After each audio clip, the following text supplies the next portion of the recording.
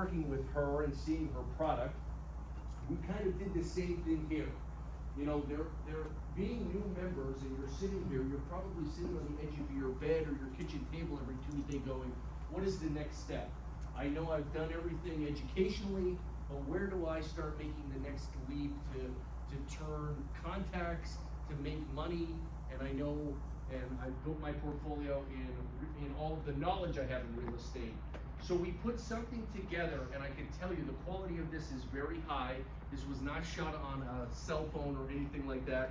We got a world-renowned speaker, Mark Gibbon, in to definitely be the narrator. But this is to keep you organized. And obviously there are 8 modules with a whole host of forms as well as guidelines of what you want to do to build your business model and challenging you to build your business model. Because again, how many people in here own a small business? Correct, every hand should be up. So again, with that stated, you're gonna have to know how to market yourself. And again, we're not stepping in or stepping over the guise of your broker.